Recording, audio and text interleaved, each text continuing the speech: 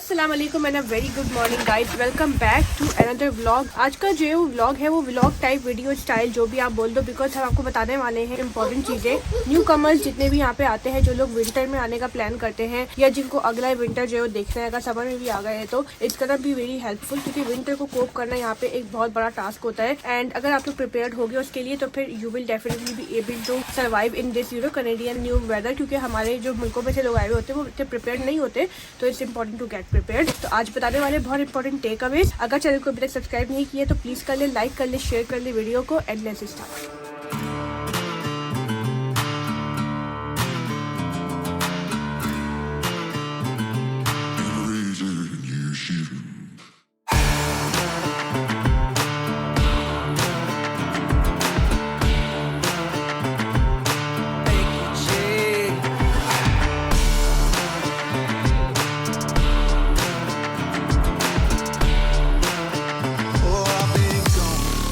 लोगों ने स्टार्ट कर दी। ये देखो बर्फ कैसी जमी हुई है कि ये दरवाजा भी नहीं खुल रहा हमारे वर्कआउट बेसमेंट का। Oh my God, first look after the snow storm morning night, जो भी आप उसको बोल दो। हम लोग बाहर अब सफाई स्टार्ट करेंगे। यहाँ देखो बर्फ ही बर्फ हो गई है full on.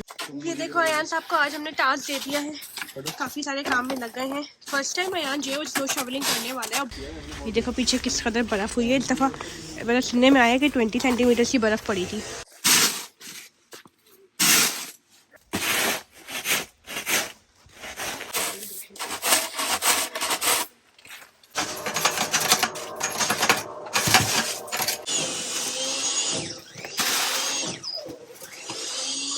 How do you feel?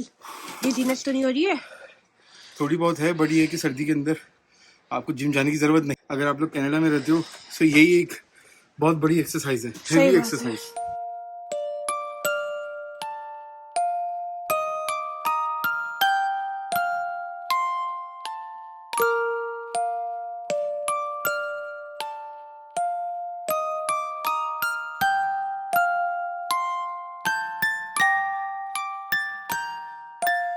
तो कर दिया, वाह वही वाह, ये तो हो गया डन। सो आप लोगों में से बहुत सारे लोगों का एक ही सवाल होता है कि मतलब हम लोग जब अपनी फैमिली के साथ माइग्रेट करके कनाडा आएंगे तो क्या हम सबको बर्फ उठानी पड़ेगी हमारी तरह, जैसे हम लोगों को आप उठाते हुए देखते हैं। देखो अभी भी जो है वो बच्चे लगे हुए उठा रहे हैं, दोनों बच्चे मेरे, दोनों बेटे माशाल्लाह से। क्यों भी? हाँ जी, फैमिली का काम होता है। तो बात ये है कि जो है वो हर बंदे को ऐसा नहीं करना होता है। ये आपको डिपेंड टोटली करता है कि आपकी जो लिविंग कंडीशन है वो क्या है, कि आप बेसमेंट में रहते हैं, अपार्टमेंट में रहते हैं या टाउन हाउस में रहते हैं। 3 अलग अलग तरह की जो है वो कनाडा में रेजिडेंशियल होती है। तो अगर आप लोग जो है वो हमारी तरह बेसमेंट में रहेंगे, जो न्यू कमर होते हैं ज्यादातर मतलब चूज यही करते हैं, क्योंकि इसमें ये होता है कि आसानी से जो है वो एज कम्पेयर टू अपार्टमेंट या फिर टाउन हाउस आपको बेसमेंट मिल जाती है। तो अपार्टमेंट का चक्कर ये होता है कि अपार्टमेंट में लोगों ने बताया है, ऐसा होता भी है कि बिल्डिंग वाले खुद सफाई करवा लेते हैं। ऑल्दो क्या पता उसकी एक्स्ट्रा कोई फीस लेते हो, वी डोंट नो, मगर आपको खुद से कुछ भी साफ करना नहीं पड़ता। अपार्टमेंट की बिल्डिंग ही जो है वो उसकी रिस्पॉन्सिबल होती है। जैसे हम लोग बेसमेंट में जो है वो अपनी जमीनें, वॉकवेज वगैरह साफ कर रहे होते हैं, तो वो मंजन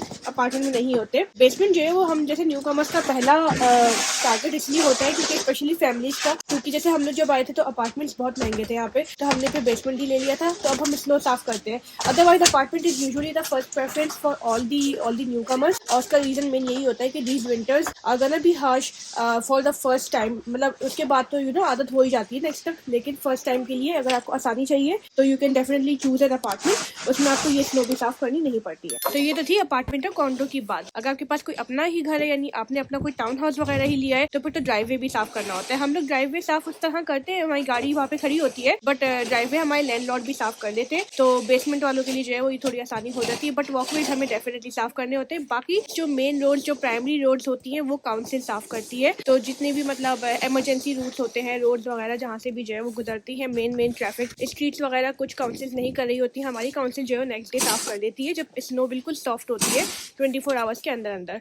और इवन हमारी भी रिस्पॉन्सिबिलिटी होती है लीगल कि हमें जो है वो 24 आवर्स के अंदर अपने वॉकवेज को साफ कर लेने चाहिए, और ये सेफ भी है। ज़्यादा अच्छा है कि आप लोग जो है वो जब भी स्नो शॉवलिंग करो नेक्स्ट डे 24 आवर्स के अंदर ही कर लो, स्नो होने के बाद, क्योंकि स्नो फिर बहुत ज़्यादा हार्ड हो जाती है। उसके साथ जितना इतना टाइम आप जो है वो छोड़ोगे स्नो को ज़मीन पे, वो और ज़्यादा हार्ड हो जाएगी। तो बेहतर है कि with in 24 hours of snow आप उसको साफ कर लो, सबसे ज़्यादा सॉफ्ट उसी वक्त होगी। तो ये रही टिप नंबर 1 फॉर स्नो शॉवलिंग।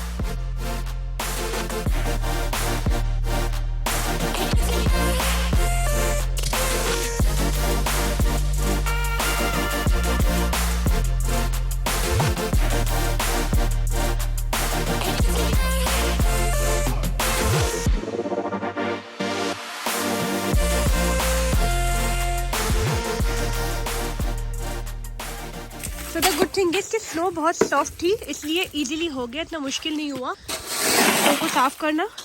और टेम्परेचर भी काफ़ी ठीक है, इस वक्त -1 हो गया और हवा भी नहीं चल रही है। अगर हवा चलती तो शायद जम जाता पूरा ये। Good job guys.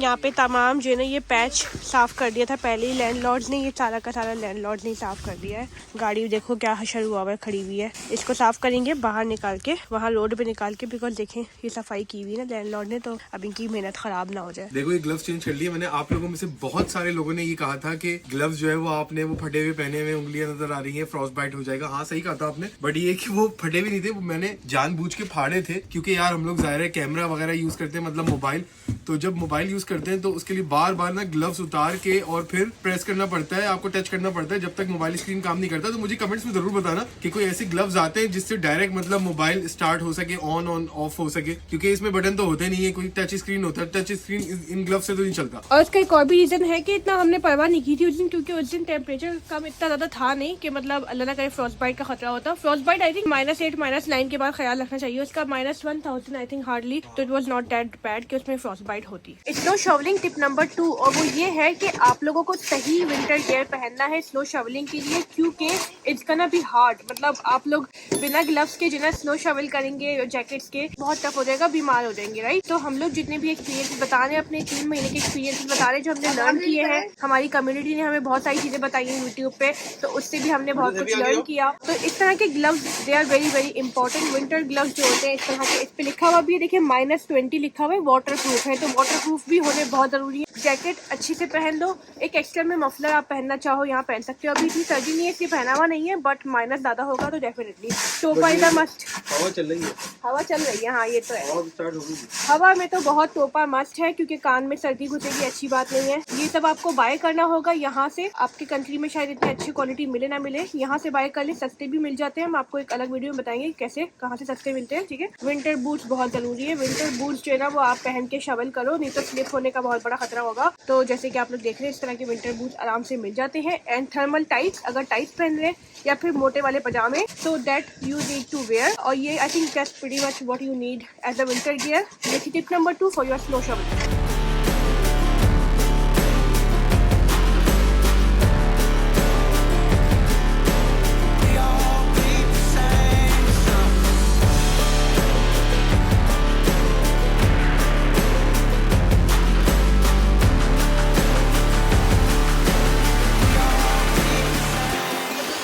फिसलने वाली नहीं है बर्फ है। आज से तो सारी सफाई हो गई है, हमारा जाने का घर की तरफ।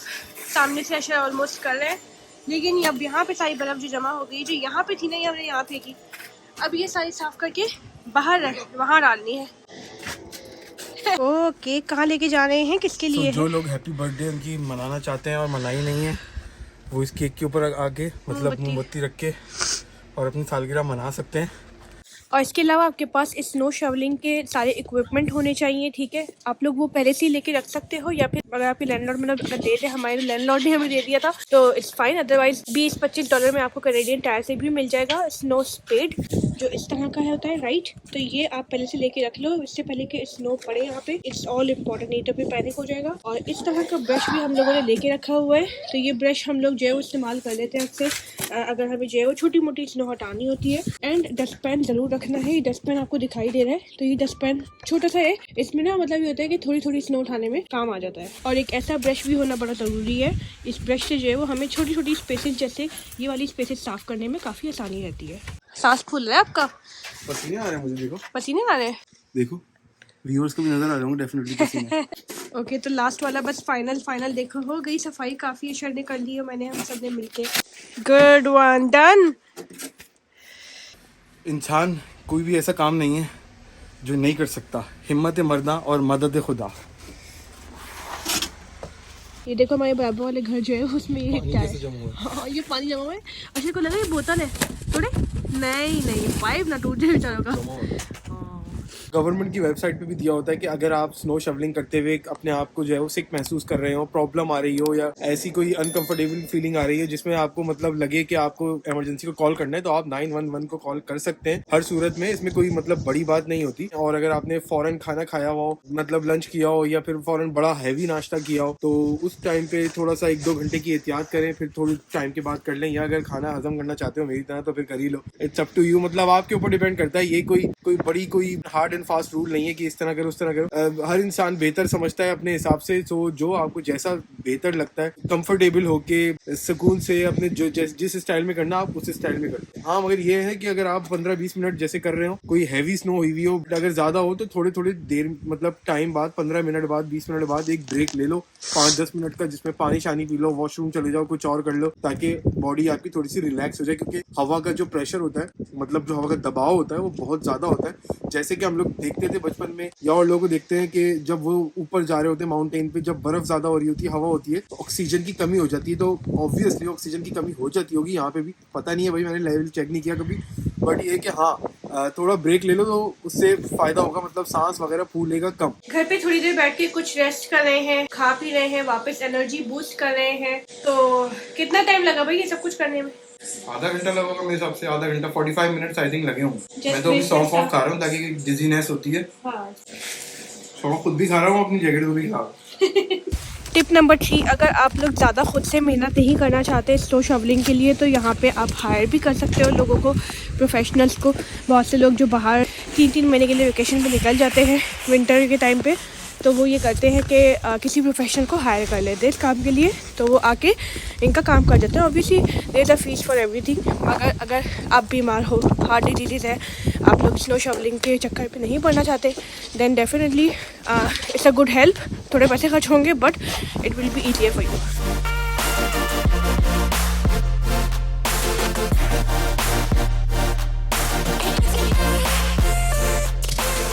चलो भी गाड़ी तो हो गई है पार्क पूरी यहाँ से लेके वहाँ तक रोड पे, and now start to clean up. Wow, cake निकल रहे, केक गाड़ी के ऊपर से। तो पूरी ब्रश से था ना। ये देखो, कोई फायर शोर भी ऐसी होती है जो हेल्प कराती है, जो हस्बैंड की गाड़ी को भी साफ करती है। मेरे हस्बैंड जो है किचन में झाड़ू देते हैं ना, इसलिए।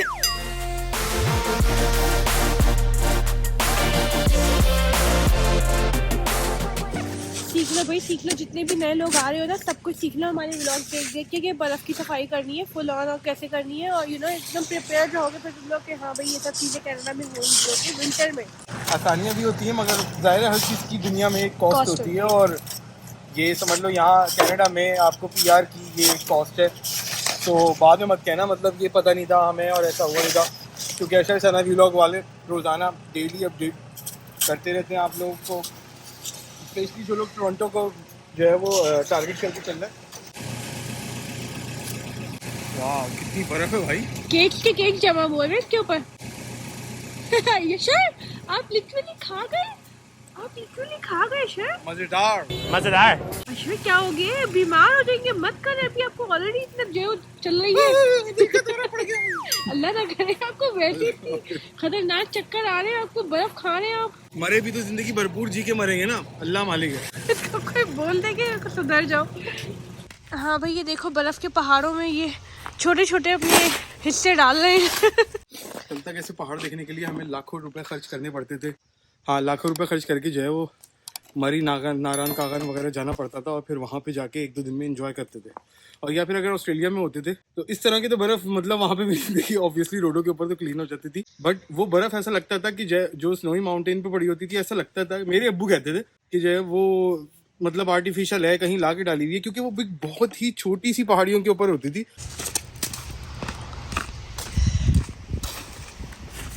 चलिए भाई, it's time to put some namak here on the walkway.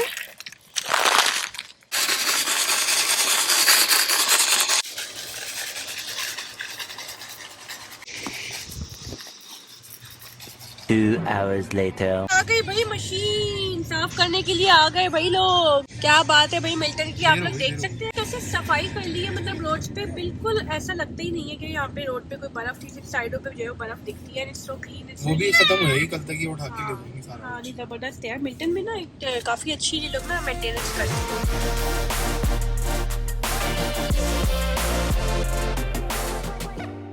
तो हम लोगों ने आज एक और अपना चैलेंज कंप्लीट किया है, राइट? मतलब एक टारगेट पूरा किया है। 20 सेंटीमीटर स्नो ऑलमोस्ट कनाडा में आज पड़ी थी, टोरंटो में। तो हम लोगों ने वो साफ कर लिया, सरवाइव कर लिया है। How do you feel? Good? Feel good, feels like achievement, feel like कुछ कुछ कर लिया है। बहादुरी वाला काम कर लिया है। सो आप लोगों से भी मुलाकात होगी कल वाले वीडियो में। अपना ख्याल रखिएगा, टाटा।